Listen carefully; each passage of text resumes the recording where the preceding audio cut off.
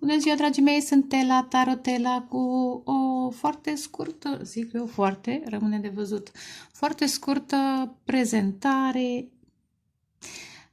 sau mai bine zis citire în cafea, nu e etalare de tarot, este o citire în cafea. Am aici o cafea foarte interesantă în care văd niște lucruri pe care le-am mai, să zic, predicționat, sau mai bine zis, nici măcar predicționat, că le-au predicționat alții cu multe secole înaintea mea. Dar fac și o parte din acest grup care avertizează sau confirmă sau susține niște mesaje, niște evenimente. După cum vedeți, este o cafea foarte dinamică, sau desenele reprezintă acțiune pe toate planurile. Imaginile îmi arată ce exact am vorbit aseară în etalarea care s-a întrerupt și care va fi continuată, da, am aici cărțile, și apoi cea pe care am făcut-o înainte, aceea o voi lipi și probabil astăzi sau mâine o să o pun. Dar să continui ideea.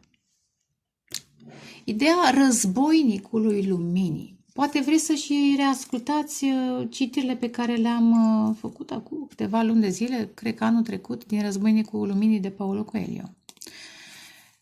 Aici, dragii mei, chiar central, în sufletul problemei, a situației, da? În miezul, în sufletul miezul, da? Central, simt un războinic. Îl văd pe Don Quixote luptându-se să-și salveze cu o bestie, să-și salveze Dulcinea din, brațele sau, legăturile toxice ale cuiva.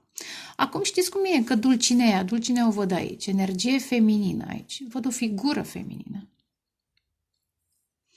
care e foarte interesant. Energia feminină, Dulcinea este de fapt energia feminină divină, așa o văd în acest context, un paralelism. Pe corpul acesta sau în trupul ei, chiar interesant, poate are totem. Acum vin multe mesaje pe care nu le-am simțit în afara camerei. În fața camerei deja canalizez altceva.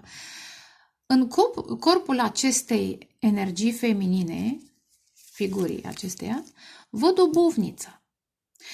Această energie feminină este delicată. Dulcinea este dulce, în esență, pentru că e plină de empatie, de compasiune, de sensibilitate, dar are multă înțelepciune. Uite, am și probabil că așa ar fi trebuit. Are și multă înțelepciune.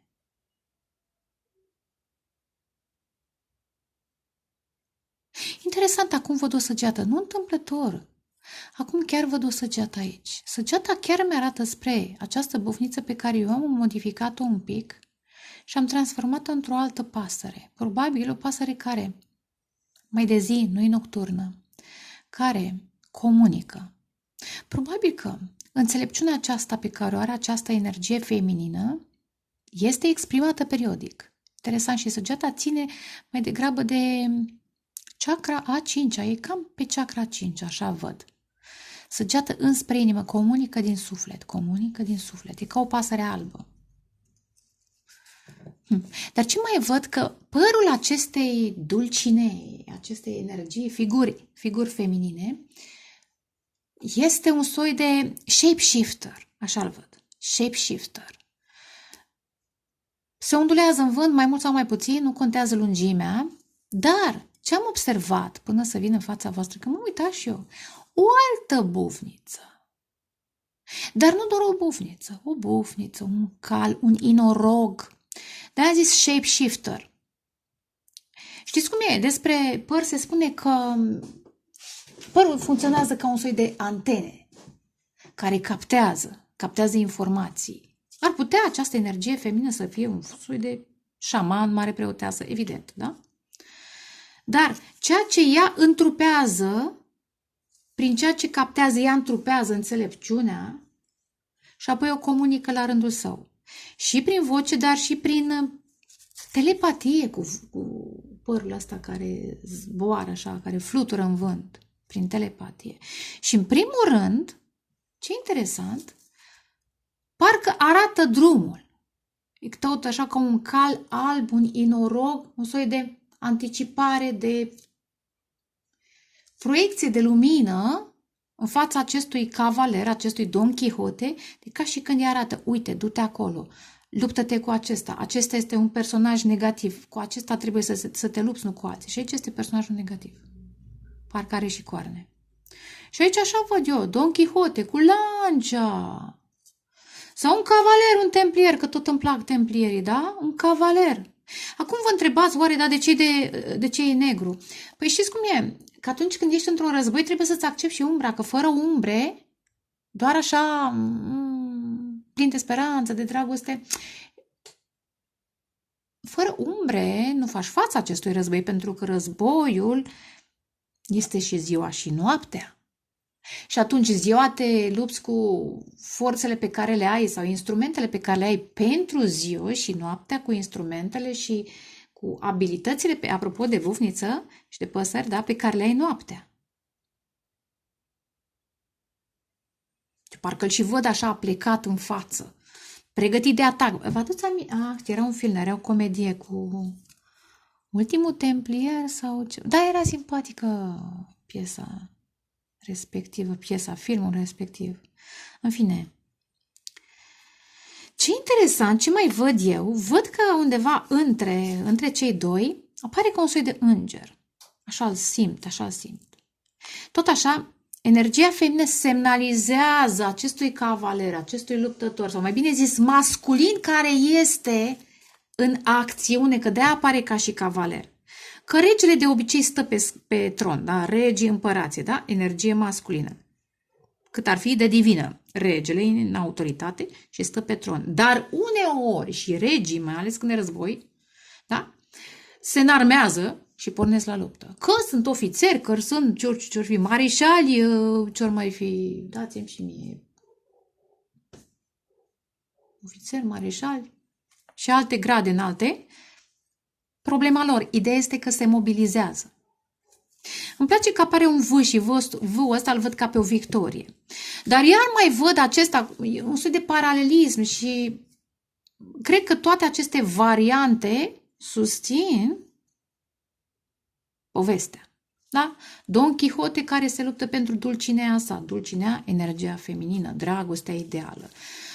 Templierul care se luptă pentru credința sa. Bine, nu intrăm în discuții istorice, da? Politice, dar bărbatul divin care se luptă pentru femeia sa divină. Și îl văd pe Sfântul Gheorghe. Sfântul Gheorghe care se luptă cu balaurul. Și este ghidat de energia feminină. Poate să fie Fecioara Maria, poate să fie orice energie feminină înaltă și alți îngeri. Care, uite, sunt aici, arată, uite, sunt săgeți, parcă semnalizează. Așa văd, dragii mei. Ce este foarte interesant este că văd în acest, să zic că ăsta este subiectul principal, scena, bătălia. Dar pe mai multe niveluri se duce această bătălie. Ca și când se separă, vedeți și voi, se separă cerurile. Pe cerul 1, 2, 3, în plan 3D, 4, uite, 3D, 4D, 5D, 6D, 7, da? Vedeți, sunt mai multe straturi, ca un soi de etaje. Alb-negru și acolo figuri mitologice, încrâncenări, cavaleri mai puțin, animale, bestii sau, în fine, sau figuri celeste. Este un tumult. Dark matter versus plasma light, da? Plasma de lumină versus materia neagră. Cum vreți voi. Dar lumile, după cum arată, se separă. Ce este foarte interesant este că aici unde, de fapt, se face separarea de lumi, apar mai multe cărări. Pe de-o parte, am un mesaj că, eu știu, Don Quixote al fiecărei doamne e pe cale să vină. Nu mai e un idealist, cum părea în 3D, ci este cu adevărat în 5D, chiar este real. Don Quixote, ceea ce părea o nebunie, că asta e, aici este șocul 3D-ului și 5D-ului. Ceea ce pare nebunie în fața lumii și în acest 3D este o realitate în 5D sau în 6D. Așadar, acel Don Quixote e de fapt un cavaler adevărat, care în 5D se luptă pentru dragoste. În 4, în 5, poate chiar și în 3. Da, apare și întuneric, pentru că trebuie să se întrupeze. Nu doar să rămână la nivelul de concept. Dar îmi place că apare, este ghidat chiar în față, între cei doi este acest înger. Ce vreau să spun cu aceste, câte sunt? 1, 2, 3, 4, 5. Interesant, poate chiar luna mai. Luna mai, 5. Și apoi ar mai fi încă 1, 2, 6, 7...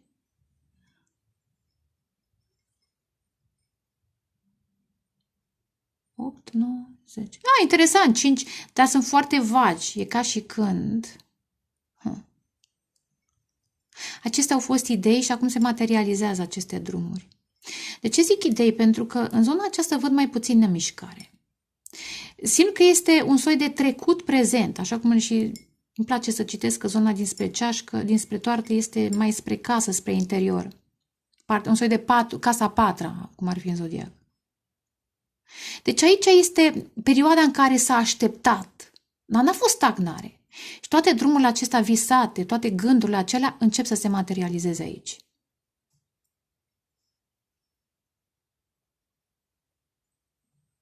Ce mai simt? Că în acea perioadă de stagnare, în acel spațiu în aparență confortabil, tradițional, apar niște forțe negative care au creat tot timpul distorsiuni în spațiul stabil, în spațiul sacru, în casa omului, în casa ta, ascultătoare, ascultător.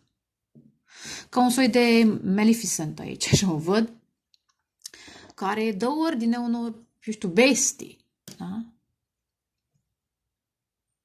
Să provoace, să mânjească, să provoace, da, suferință, să mânjească lumina, să... Da.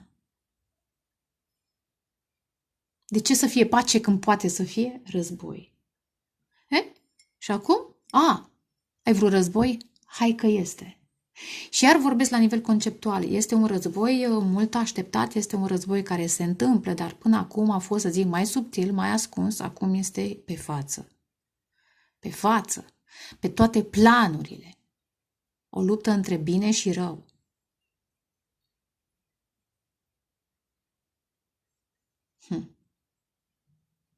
Ce îmi place interesant, vedeți? 1, 2, 3, 4, 5.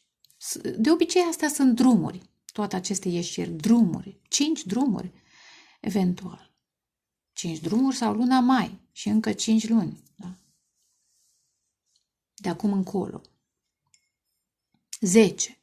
Octombrie, eventual. Dacă stau să calculez ca lumea. În fine, trecând peste asta, niște semne le rețineți. Văd aici ca un soi de cap de încornorat, să nu zic, să nu cumva să proiectează vreo zodie. De încornorat, da? Că o fi taur, că o fi capră, că o fi, da, ce-o fi, da? E un cap. Și îl văd ca pe capul acestei bestii care în curând va fi atârnat să-l vadă toată lumea. Pentru că dacă, la un moment dat, bestia a tăiat capul lui Ioan și a altor martiri sau luptători de lumină și luptătoare, acum, în aceste vremuri, se întoarce roata. Un soi de confirmare, cum se zice, premiu.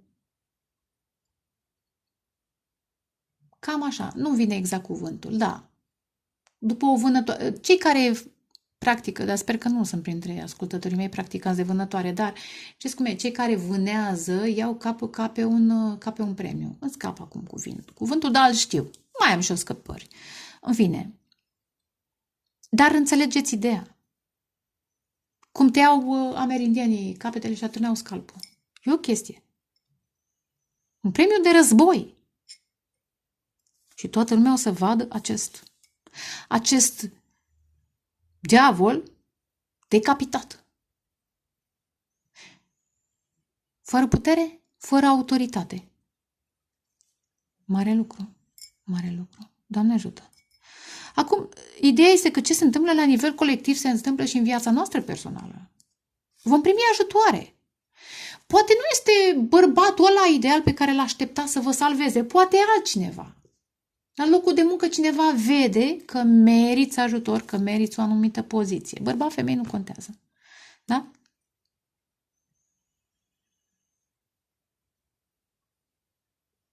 Lumea începe să se sesizeze nedreptățile care s-au accentuat în ultima vreme, tocmai pentru că timpul este scurt și vor să mai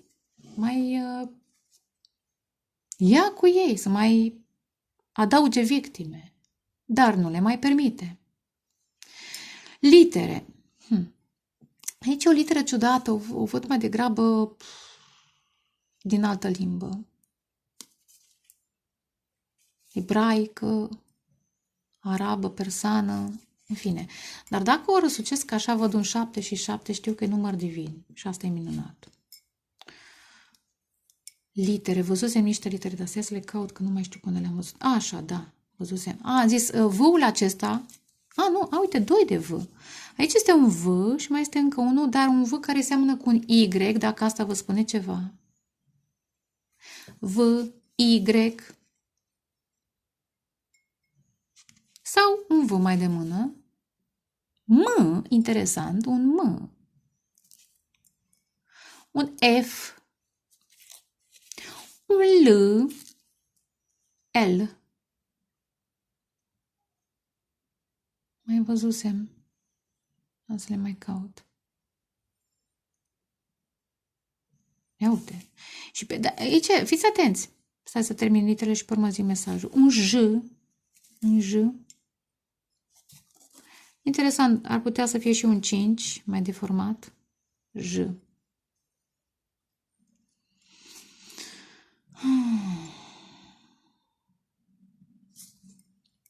Astea în exterior, în această luptă vizibilă, toată lumea vede că e o încrâncenare.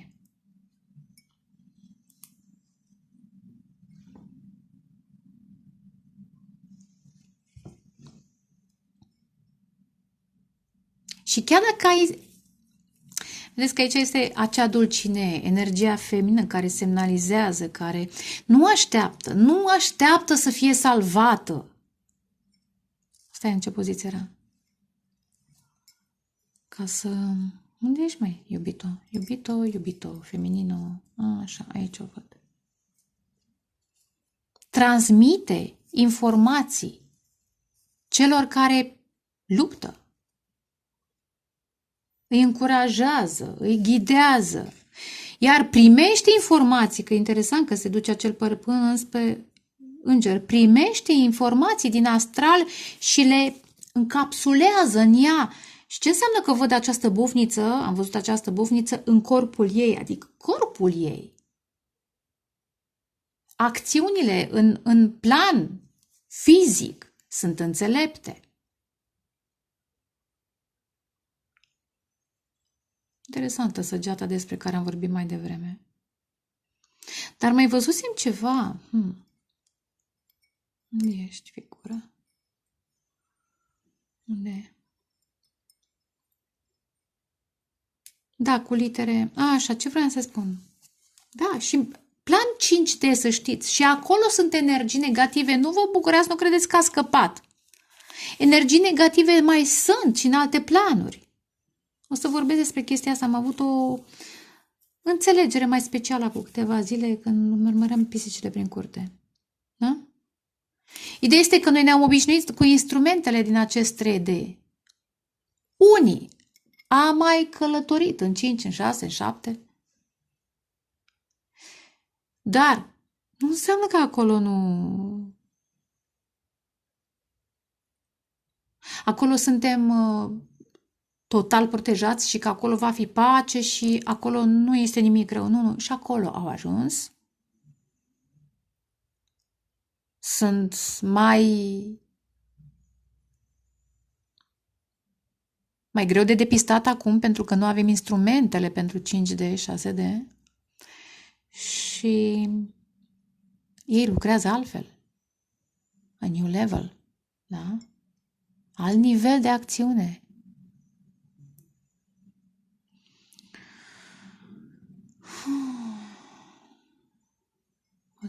Văzusem ceva. Unde ești? Că-mi scapi. Trebuie să le succes. Așa, da, interesant. Da, ce frumos. Acum îmi dau seama, mai devreme nu mi-a dat seama, dar are legătură. Dacă mai devreme am vorbit despre Dulcinea, femeia divină, interesant, ea se creează, ce frumos! Deci nu mă așteptam. Ea se creează dintr-o energie masculină. De ca și când, ce frumos! De ca și când sunt trup și suflet. Un soi de twin flame, da? De flăcără gemene, de suflete pereche, atât de bine lipite încât niciun spațiu nu-i desparte, nici o viață nu-i desparte, nici o greutate. Chiar dacă e război, ei sunt conectați, evident, energetic, emoțional, spiritual și, pentru unii, chiar în fizic sau urmează să fie conectați în fizic. Aici văd o energie masculină.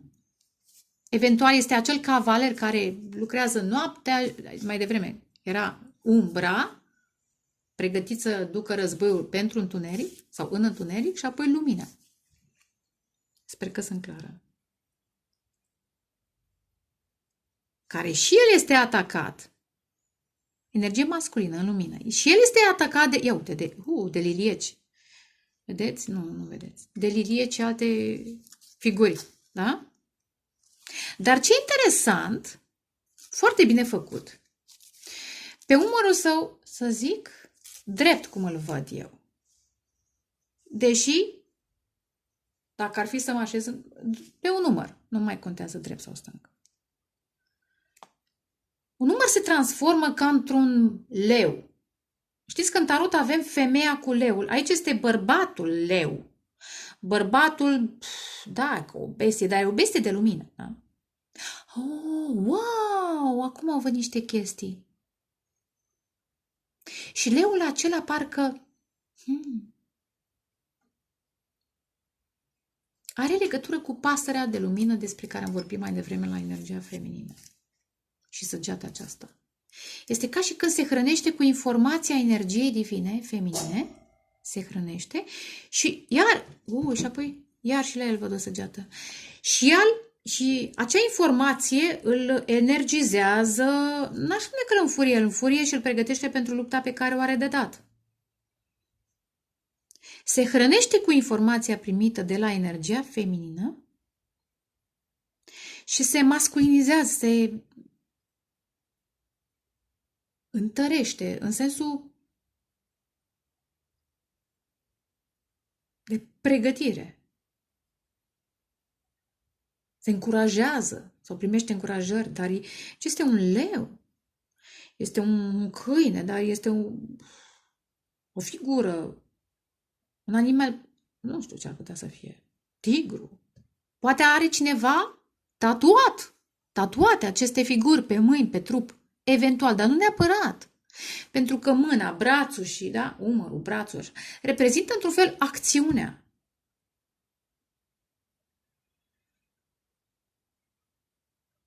Eu asta văd.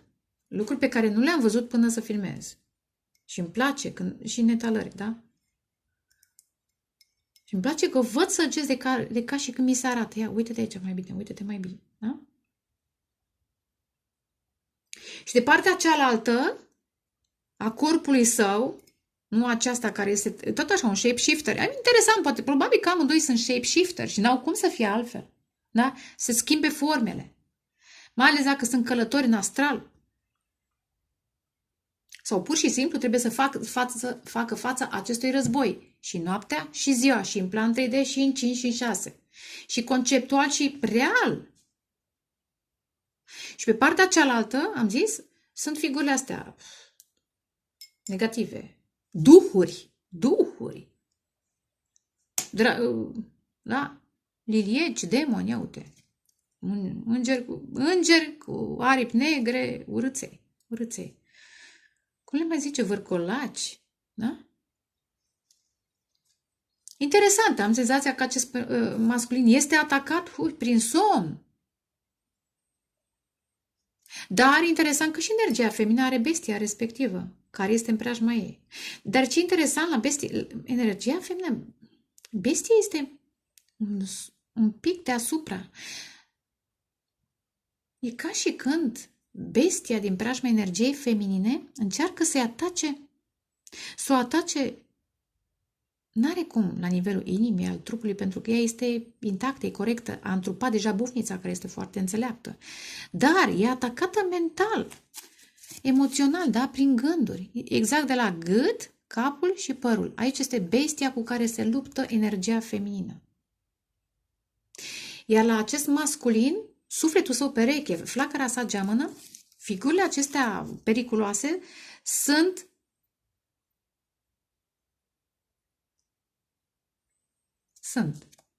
de jos și până la nivelul capului. Aș spune că atacul este pe aspecte care țin de material, de altfel de chakre. Să zic, chakra 1, a 2, a 3, a 4, a 5, a dragostea, sexualitatea, încrederea, creativitatea și așa mai departe. Și nu zic că nu este creativ, dar depinde ce creezi. Depinde foarte mult ce creezi. Creativitatea e un plus.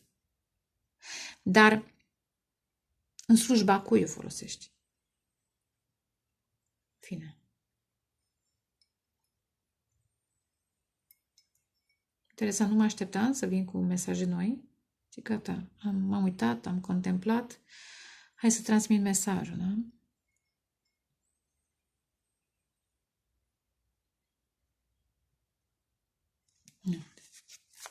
Lumina cu întunericul, cum se luptă.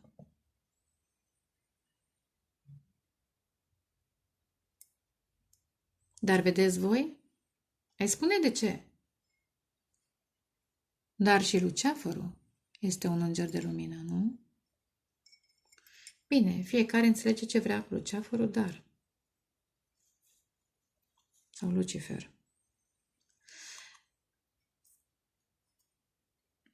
Însă, mesajul este care este. Suntem în plin conflict, în plină transformare.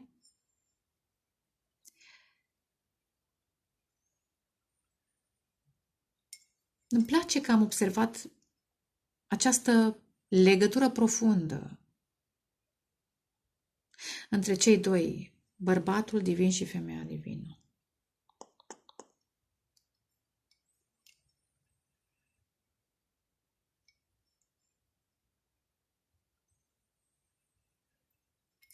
Și dacă bărbatul divin noaptea, varianta sa de umbră este acest cavaler, și nu înseamnă că dacă e umbră este și negativ, da? Aș vrea să văd, uite chiar acum în direct, care ar fi varianta feminină a acestei, sau umbra acestei femei. Care este umbra acestei femei?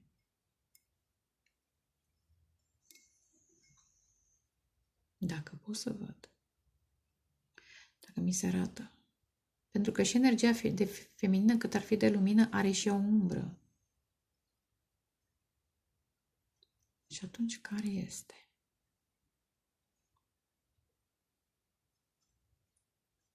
Dacă aș putea să văd.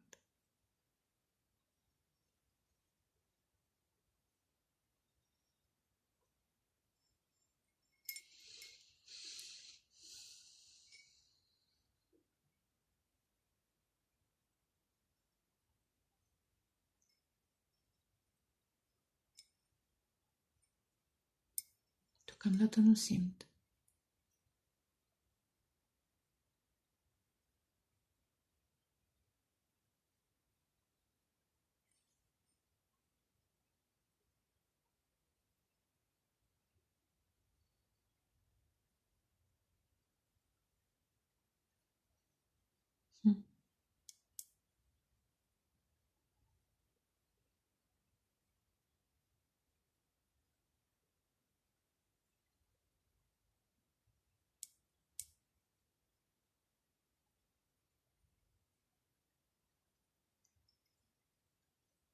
Știți ce mai simt? Este foarte posibil. Știți ce mai simt? Apropo de acest cavaler, care este negru, dar urmează semnalele energiei feminine. Este negru pentru că trebuie să te îmbraci cu armură, da? Nu poți să fii așa, în acest război nu poți să fii tu. Eventual poate să fie ascuns, interesant, să se ascundă. Dar ce mai simt? Simt că pentru această energie feminină, pentru binele ei și protecția ei, se pot lupta două personaje ca și tipar, da? Pe de o parte, acest bărbat de lumină despre care am vorbit, care are jumate corp de leu, de tigru, de câine, da? Poate chiar are și tatuate aceste imagini pe corpul său și energia feminină să aibă ceva, unele care sunteți de acord cu tatuajul, eu nu sunt, dar în fine, am scăpat, era cât pe ce să-mi fac. Așa, dar nu judec, fiecare să facă ce vrea. Și energia feminină să aibă tatuate pe ea, eu știu, păsări, o pasăre, trăgălașul, un porumbel, o bufniță, un uriu, da? Cal, inorog. Repet, pentru această energie feminină să lupte și flacăra geamănă, activată, și un suflet pereche. Sau mai e un alt mesaj. În acest război spiritual se luptă și ființe care, și oameni, și îngeri,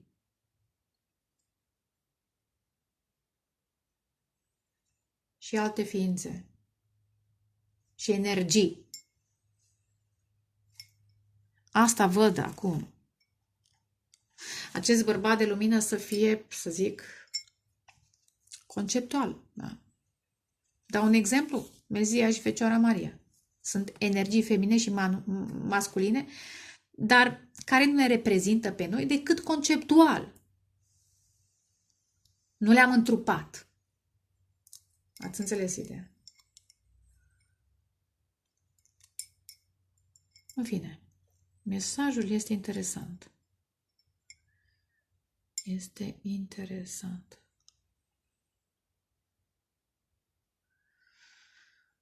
Și iar drumurile acestea.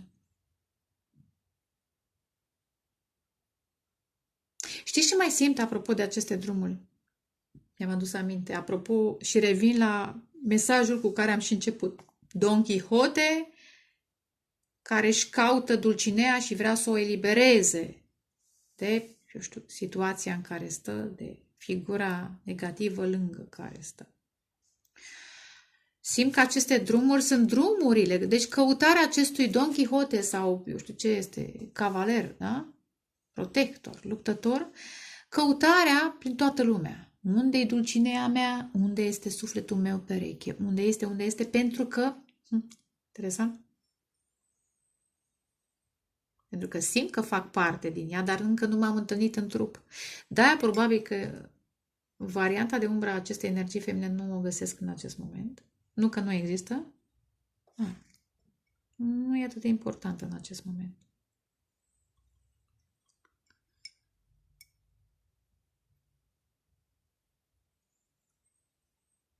Da, cam asta este.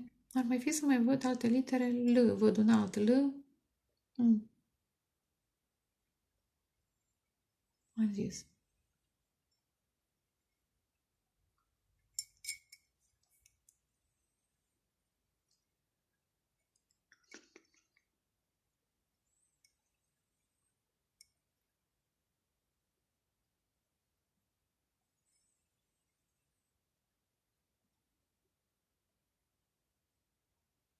Da, cam asta e.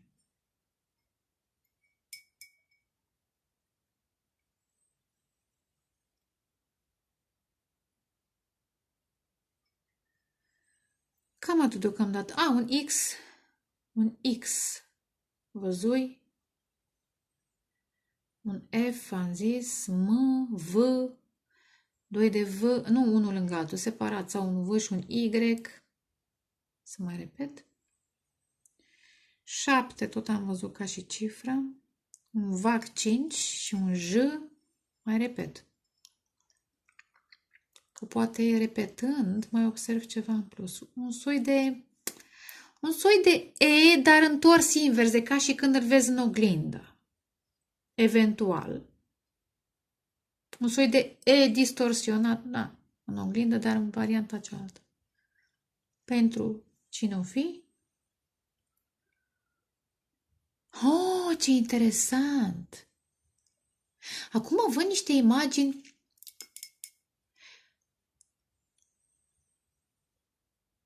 pe care le-am văzut în cărțile de istorie a artei, în acei tauri pictați în Altamira, în peștera din Altamir.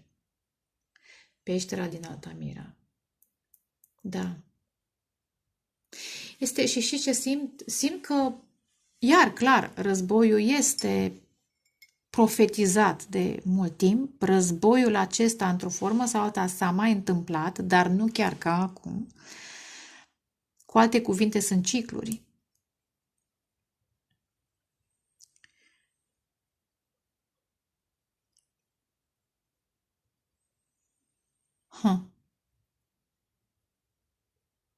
Și atunci, bine, știți cum e? Bine, e o discuție lungă. Probabil că cei rămași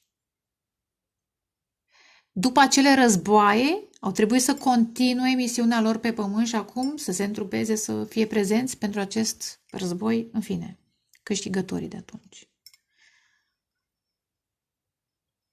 Sunt niște mesaje. Așa simt să le transmit. În ideea că poate și voi aveți stări, vise, am fost și noi triși la nivel colectiv. Da, este o tristețe. Poți să fii, cât ai fi de evoluat, simți, empatie. Simți că se întâmplă ceva și unor știți că noi am mai discutat despre chestiile astea, am mai simțit și înainte de situații grave, gen cum a fost situația din Maui, parcă acum un an sau doi când a fost. Da, simțim. Simțim suferința lumii. N-ai cum să nu o simți. Mai ales dacă ești în vibrație înaltă, n-ai cum să nu o simți. Că trebuie să o alchimizezi prin artă, prin chestii frumoase, prin credință, prin rugăciune, partea a doua. Dar n-ai cum să nu o simți. Că atunci, dacă nu simți, înseamnă că nu ești chiar așa de evoluat. Și știți cum e? Empatia asta, simțurile astea sunt un blestem și o binecuvântare.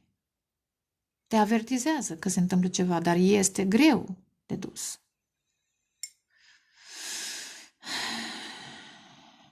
Cam atât deocamdată. Sper că v-a plăcut. În sensul că ați primit niște confirmări de care aveați nevoie. Vă doresc dragoste, pace, creștere spirituală și vă pup, ceau, ceau!